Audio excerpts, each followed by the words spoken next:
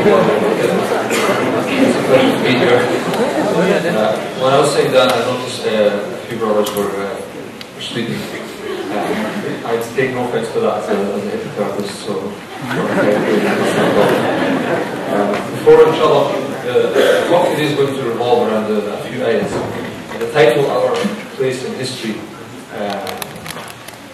believe me when I say it was very difficult to, not so much to prepare for this talk, but just to know what to talk about. More than 1,400 years, where do you start, where do you end, what do you mention, what do you leave out. So inshallah, Muhammad Mahmoud will read some ayahs from Surah Al-Furqan, from ayah 63 to 67. So.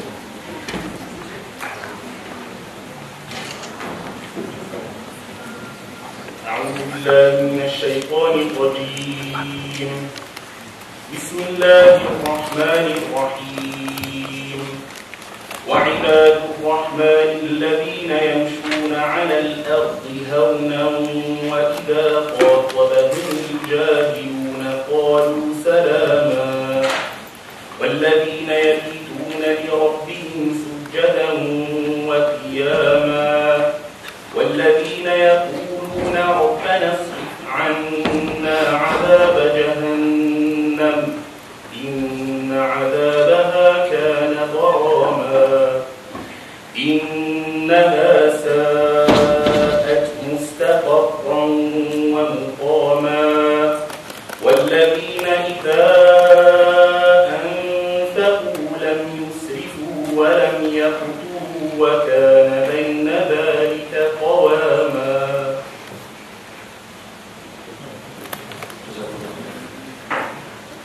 These are ayahs from Surah Al-Furqan, ayah 63.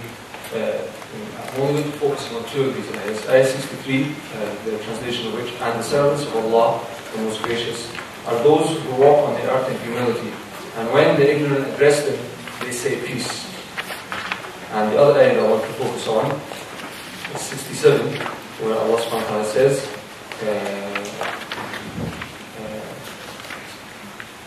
those who, when they spend, are not extravagant, and neither are they niggardly, but hold a balance, a just balance between both of these extremes. And the reason for that is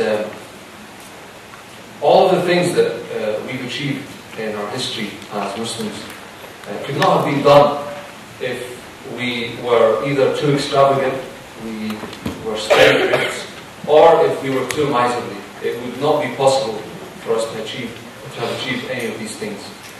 And the first ayah, I mention it because, subhanAllah, we hear so many times how we need to be humble. We hear how we need to be humble. And sometimes we understand that, and you'll see that some brothers and some sisters, when they walk in a very frail way, and they think that this is being humble. Umar, when he saw a few of the youth walking in that way, he battled them, he hit them, and he said, Wallahi, this is not tawakkul, this is tawakkul. You're taking the mick, this is not trust in Allah subhanahu wa ta'ala, this is just laziness. This is just laziness. The things that I want to focus on, inshallah, like I said, is very difficult, so I'm going to try and bring a lot of things together. Inshallah, I'm trying to tie them up because there's so much to talk about, so I want, inshallah, for it to be as structured as possible. There are three things that I believe I want to focus on about what Muslims brought to history, our place in history. And by Muslims, I mean the Ummah of Muhammad sallallahu alaihi wasallam. So, not the Ummahs before the Prophet sallallahu alaihi wasallam. We believe that all the Prophets were Muslims, obviously. And I'm talking about Muhammad sallallahu alaihi wasallam, the Sahaba, then on to the present day. The first is, brothers and sisters, that we abolished slavery. I'm going to say that again. I know, Martin Luther King had a dream, and then everything, was nice and dandy. But I'm going to suggest that we abolished slavery, and I'll say how. Don't worry. The second is that Islam came to abolish transgression. Yeah, it came to abolish injustice in all of its forms. And the third is that we saved civilization. So So 3 big titles there, all in 40 minutes. I'm very glad that Bashir spoke before me. I was a bit cautious of being the guy that spoke after the brother who was upset, and me being the guy that caught his time. So alhamdulillah, someone asked that.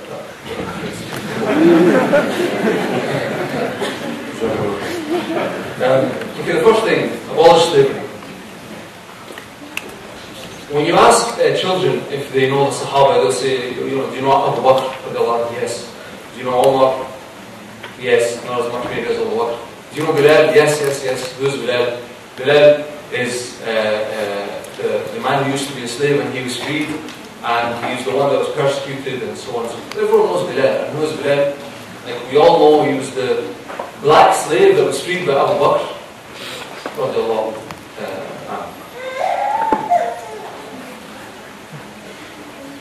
When you go to a mosque, it's considered to be very rude, lack of adab, for you to be facing the Qibla with your feet. It's not haram, but it's lack of adab, it's makruh, it's lack of adab. It's not a nice thing, and when you read the books of fiqh, you're not really supposed to do it. Now imagine that you're at the Kaaba, and the Kaaba is in front of you, and someone goes and puts his foot on the wall of the Kaaba. And you're in Hajj, so 2-3 million Muslims run at the brother. It's not acceptable, isn't it? It's not something, if you saw this, you would take, and again, unless your intention was to humiliate or disrespect the Kaaba, but if it was just, something for some other reason or something happened, it's not haram. It's makruh, it's completely bad taste, very bad akhlaq, but it's not haram as such. Bilal, in Fath Makkah, the Prophet ﷺ was open and freed of the idols. The Prophet ﷺ said, "Ya Bilal, make adhan." And what did Bilal do? Bilal got up on top of the Kaaba, stood on the Kaaba, and if he was doing a handstand on the Kaaba without putting his feet on there, people would still see that as disrespectful. How can you put yourself on top of the house of Allah subhanahu wa ta'ala?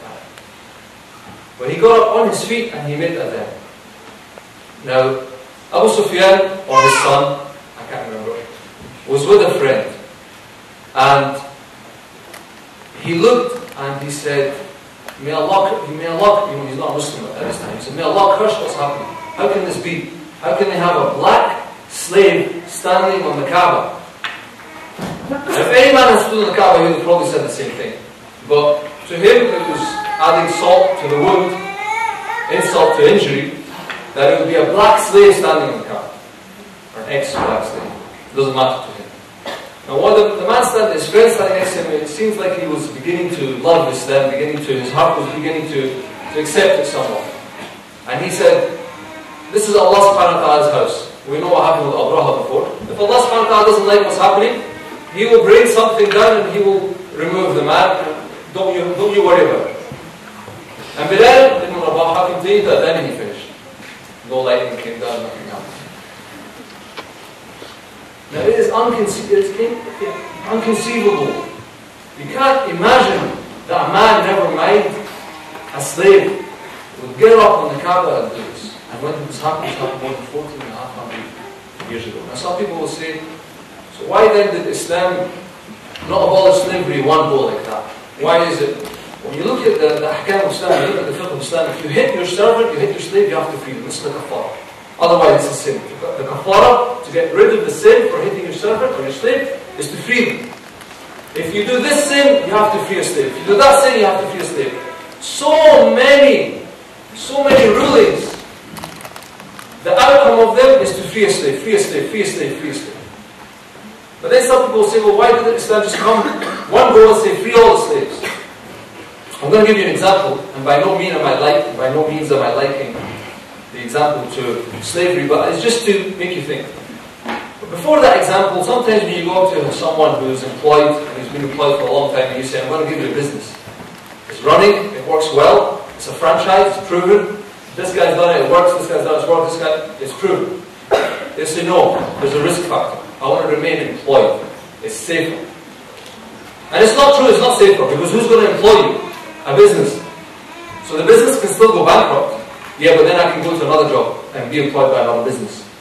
So what they want to do is they just want to move the risk for themselves to someone else, and it's actually riskier. Because if the other person dies, the business might fall. If you die, it doesn't matter what happens to the business, you won't need the money anyway. Yeah? You see how it's illogical, it's irrational.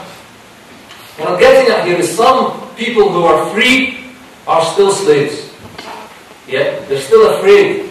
They do not live a free life.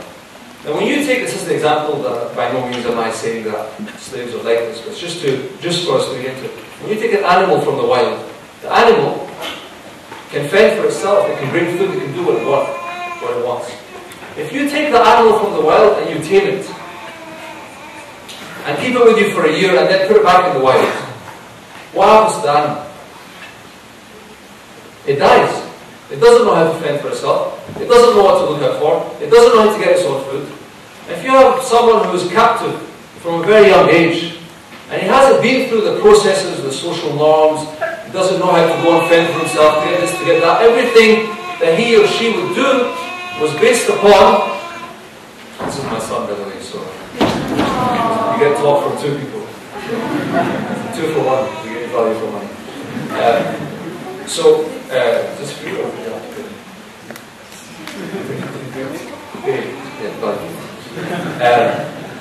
so, the same thing, imagine now you have 500,000 servants or slaves. Imagine just letting them go like that, without any training, without drip feeding them to society. Okay, 10 a day, 100 a day. When they go into society, society can absorb them and teach them, etc., etc. So this is why Islam didn't cut and abolish it instantly. But if it wasn't for what Islam had brought forward, Martin Luther King would never have had a dream. No one else would ever have had a dream. You could not have conceptualized it. Brothers and sisters, there are some things you can't even begin to imagine until someone else does it. No one could begin. There are things now, innocent to proven guilty. Islam came up with this. Today we take it for granted. But it was unconceivable before that anyone would be innocent until proven guilty. You're guilty because the man who's stronger than you says you're guilty, period. That's it. If you have money, you might be able to buy yourself out. If you have family, you might be able to get yourself out. But you're guilty until you're proven you're not. It doesn't even matter. Proof or no proof, it doesn't matter. Everything is good. So this is the first thing. And now, the person that I'm going to talk about later, who saved civilization, was a slave. The person that I'm going to say saved civilization is a slave. Okay? So, these aren't just cheap words that I'm talking about. So, abolish slavery and injustice. The second point I want to make is that Islam, the 3 points, abolish slavery and injustice, then knowledge, education and science, and the third that we saved civilization. In the year 86 to 96 Hijrah, there was, the Amir al-Mu'mineen was a man called Al-Walid ibn Abdel Malik. And he, in his reign, hospitals were created. In his reign, hospitals were created. And I have to be very quick with this.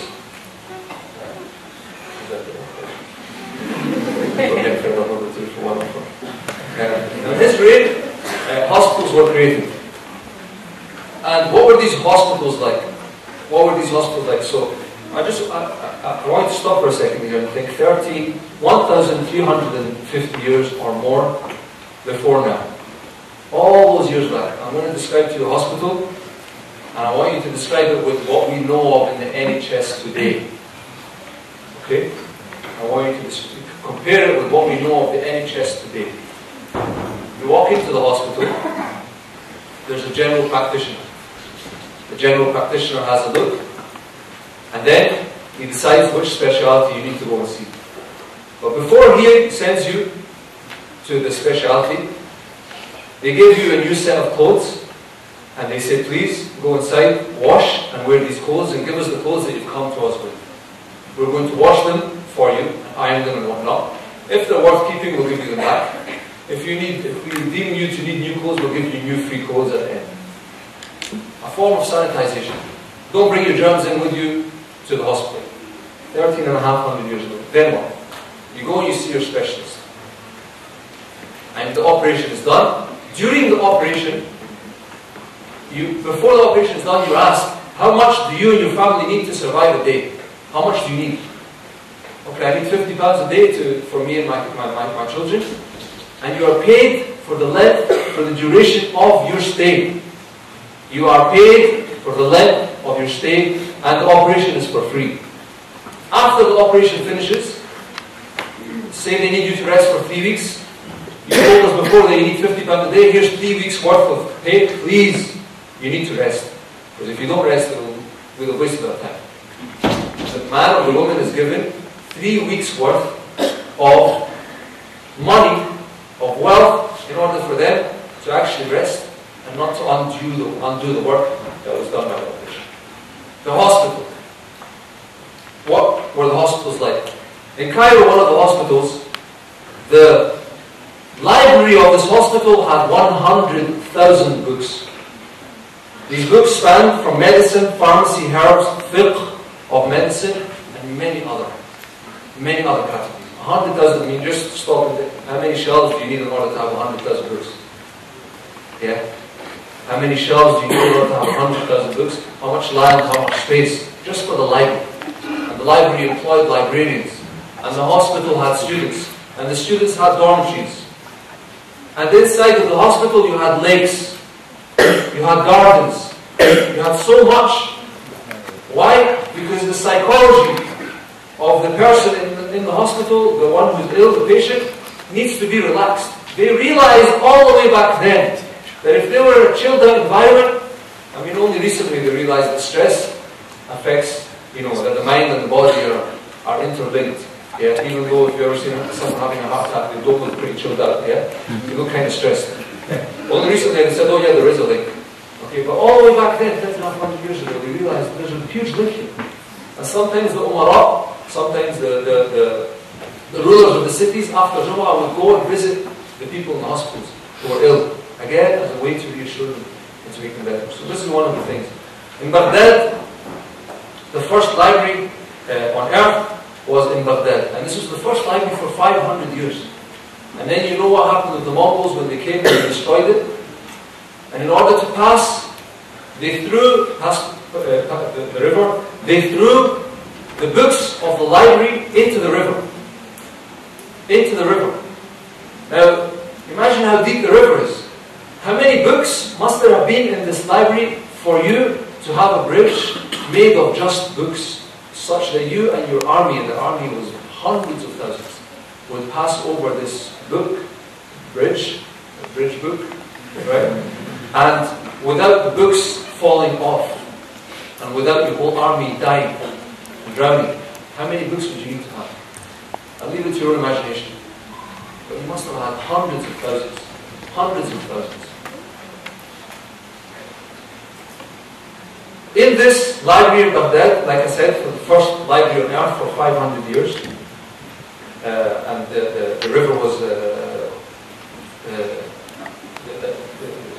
the books came from the river. They had places for rest, dormitories. They had places for lectures. They had places for eating. They would pay their students. When they opened libraries in Andalus, they would call for the priests to come and to learn so that they could go back and educate the masses in Europe, which never did, because the Catholics weren't like that at the time. We thought that power was something that should be centralized and not shared. They used to have librarians, many hundreds of librarians. You had hundreds and hundreds of thousands of books. Where do you start? You need someone to take you to the place and tell you where the facts are. Hundreds of librarians. You see how this library would be a city within itself. And the hospital would have a library. And the hospital might be in Baghdad as well, but it would still have its own library. You see what we brought to civilization in terms of knowledge, in terms of, and we can go into, subhanAllah, some of the things that they found out. There was a map drawn. I won't go into the details because I don't have the time. There was a map drawn. And the scientists of NASA looked at this map and they said, this is extremely accurate. Extremely accurate, except for one thing. North America and the North Pole look a bit off. There's something wrong about it. It doesn't coincide with our pictures from outer space and our pictures from the satellite. They're not the same. And 10, 15 years later, they found out that their pictures were wrong. And that the map that was done 400 or 500 years prior was right. And then they looked at this map, and there was colouring and stuff on it, and then they zoomed in, and they looked through microscopes, and they found that there was writing on this map. And they looked into the writing, and they began to see species of fish on this coast, and this type of plant here, and this type of bird there. It was a map, just a little map. But when you zoom in further and further and further, you find more and more and more and more details. Chemistry, physics, astrology, maths. The list goes on. The list goes on. Inshallah, Professor Abdel Rahman, if he hasn't spoken already, inshallah, he's the man for this. Ask him. And then, I want to tell you that we saved civilization. We saved civilization. In the introduction, the brother was saying that the Assyrians and the Mongols, the fall of Baghdad. The Mongols, or the Tatars, they're also known, were a barbaric race who entered through what is now known as Afghanistan in the year 605 after Hijrah. And they massacred, they pillaged, they destroyed everything in their way. Everything in their way. They went past cities that are now Afghanistan and whatnot, went past Bukhara, where Bukhari is from, and other places. They went into Russia, they went into Iran, and then they dropped Baghdad. Baghdad fell. As they went, they would go to a city and they would say, open, it was a fortified city, most of the cities were fortified, Muslim cities. They'd say, open your gates and we will be nice to you. We're here to spread democracy. Right? Just open your doors and it's alright, don't worry about it. Some of the cities fell for this and they were let in. The second the army would go in, the whole city would be massacred. Everyone, boys, men, women, children, the elderly, everything would be massacred, everything would be burnt if they couldn't take it with them and if it wasn't of any use for them. Then they would go to the second city and they would say the same thing. After a few cities, the Muslims began to get wise. These people keep lying. They keep lying. So what did they do? They would take captives from one city and they would put them in front of the army. 2 or 3 lines of Muslims in front of the army as they would progress to the other cities. You might have heard of a fatwa by Shaykh al-Islam Ibn Taymiyyah, where he says that if a Muslim force meets an enemy, and the enemy has rows of Muslims as shields to begin with, it is imperative for the Muslim force to kill the Muslim brothers that are standing as a shield. Now when I heard this before I studied the Mongols, I thought, what? Yeah, I can see, obviously, you kill 2,000 people to save 2 million, but the maths makes sense. But why would someone come up with a fatwa like this? I thought this was a theoretical thing, they were just sitting down and talking about, no, the Mongols and the Tatar did this. And Ibn Taymiyyah was a contemporary of what was happening. He lived at the time where these things were happening. And so this fatwa that he was giving was very, very specific and very relevant to what was happening. And they would do that. And they would take them to the next city, and they would just be shields, just human shields. Now as they were going through, there was a ruler called Jalaluddin. Jalaluddin ruled what is now Afghanistan, above India, all those, just next door, all of those areas. At the time, you didn't have India and stuff like that. You had India, but you didn't have like cities and countries the way they are now. It was Sham, Mussa, it was Iraq, there was a lot, Khawarizm, which was next to Iraq. He was leader of Khawarizm. So Iran, all the way towards China, where the border of China is. This man was called Jalaluddin Khawarizm. And this man was the biggest coward, and he would shame someone like Hosni Mubarak. Yeah. Though Hosni Mubarak isn't that, Qaddafi, right? He would shame someone like Qaddafi. Right? I mean, we used to think the guy was bad, then Qaddafi came along. Right? He did things that really were disgraceful. He was caught by Polacco and by the invading Mongols, and his family were taken and they were taken as captives. Some of them were killed and some of them were taken as captives. One of those people, a child at the time that was taken captive, was called Mahmud ibn Mamdud. He was called Mahmud ibn Mamdud. And he was taken captive. He was taken captive. And he was sold later, and bought and sold and bought and sold, until he made his way into Egypt. And he was then taken in by the Ayyubis, who were ruling at the time. And a lot of these slaves were taken in by the rulers and were made to be their children. I.e., they were not in Islam, you're not allowed to give them their surnames, but they were treated exactly like they were. They were taught the Quran, they were taught Arabic, they were taught fiqh. And then when they got old enough, when they reached the age of discretion, they were taught archery, they were taught how to be warriors. And what then happened was that they would increase within the ranks. So this slave would be the ruler of the army. The ruler of the army. This slave would be the ruler of the navy. This slave would be this, would be that. Slaves, right? In today's term slave, but in Islamic, you have to differentiate. What kind of a slave you can't hit? In Islam you can't hit them. So they're not really a slave. But we'll just use that term. Now at the time, he rose and rose and rose until he was in charge of all of the forces for Egypt. And the Mongols had just dropped Baghdad. Baghdad had just fallen. And they went in and the Mongols killed 2 million in Baghdad. And then the diseases that spread because of all these dead bodies lying everywhere, the blood flowing in the cities, killed a few other men. Just then, Qutuz was the head. Mahmud, his nickname was Qutuz. He was called that by the Mongols. It means fierce dog. Yeah, it means fierce dog because even from a young age they saw that this guy was, you shouldn't mess with him. And he reminds us of Yusuf, alayhi salam. And he reminds us also of Mussa.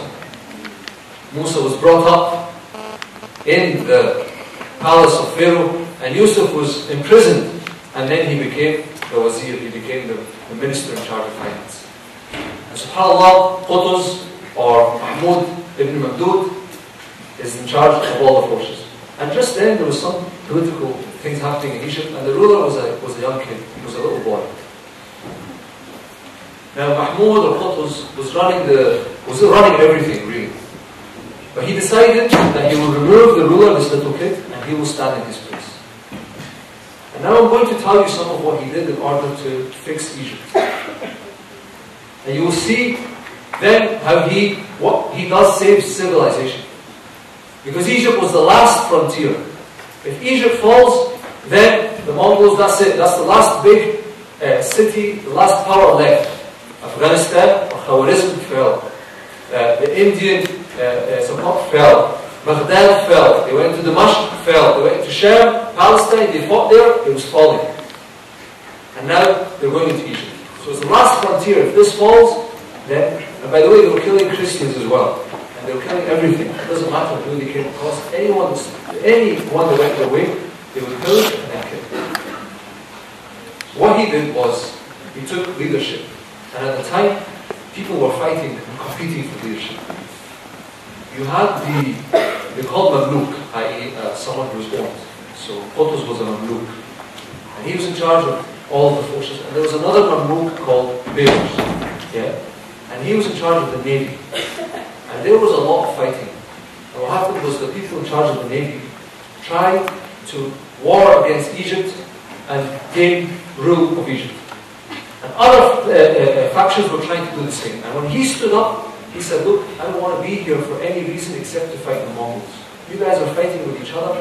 No one, brothers and sisters, no one, not Muslim or non-Muslim, no one in 50, 60 years stopped the Mongols, or even united to stop the Mongols. All the way from Afghanistan until Egypt, no one stopped them. So he gathered them. And we're talking about a slave here. So I want you to know that this slave, Allah is more free than every free man that I know of. Yeah? This slave gathered all of the leaders, all of the rulers, all of the factions. And he said, the factions, sorry. And he said, we have the Mongols coming, and within a couple of months, they will lock the door of Egypt, and they will do to us what they did to everyone else. I want to rule only until we beat them, and then you can do what you want, and you can choose who you want. Listen to this. You can do what you want. So what he's saying is, I'm not after leadership. I don't want leadership. Yeah? SubhanAllah, who does this? And then, after that, he gave total pardon to the rulers in Palestine, to the rulers of the Navy, Babers at the time, gave them total pardon. Said, you're all forgiven, even though they were fighting him and fighting Egypt. You're all forgiven. Every one of you. Just come back and join our forces and we'll fight a common enemy. Total pardon. And he sent a letter to one of the rulers in Palestine 2 or 3 times at it. And he said to him, come and be in charge. I will step down and you be in charge.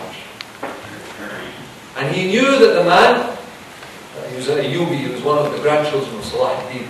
Look how things change. He's one of the grandchildren of Salah ad-Din. He knew that he might not trust him. He knew that he might think that Qutuz was trying to lure him in, and then he'd kill him in front. So he said, if you don't trust me, then let me help you by sending people to fight the Mongols as they get into your area, as they get into your city. And he said, and if you don't trust me still, then tell me who you want and I will send him to lead the armies. Because Baybars was with him before. And the man, after 3 of these options, I mean, what kind of Indian would refuse these options? This idiot did. Because this idiot wasn't going to fight the Mongols. He just wanted his seat and he just wanted his power. And he fled. And as he fled with his army stopped and they said, no, we're going to join Egypt. And they left the ruler to join Egypt. And then what happened? At the time, there were so many problems. Sudan had its problems.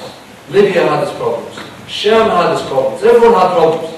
Qutuz began to fix all of these areas one by one by one by one by one. And then, subhanAllah, the ma'raka, the battle happens, it's called Ayn Jalut, and they win, and they destroy the forces of the Mongols.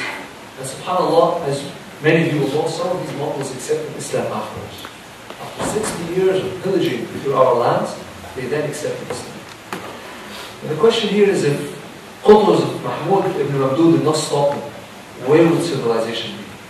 You saw what they did in Baghdad. My brothers, every city they went to where they found any form of civilization, they would burn it. It doesn't matter. At the time, the Christians didn't have any books. But whenever they went to the Muslim quarters, the Muslim cities, they would burn and they would destroy every sign of civilization. Where would the world be now if it was not for the Muslims that stopped the Mongols? Where would we be? Where would we be? We would be further than the Dark Ages. Wallahi. We owe so much to this man. We owe so much to this man. And then they beat him. They beat him. But the most spectacular thing about this man, is that he told Baybars, I will give you leadership after me. And as he came into Egypt, they said to him, Qutuz is waiting for you in the castle. Baybars thought to himself, he's waiting for me in the castle. What does it mean to visit the castle? It means you're going to go to get your head chopped off. So as he went to meet Qutuz, he thought that Qutuz was going to kill him.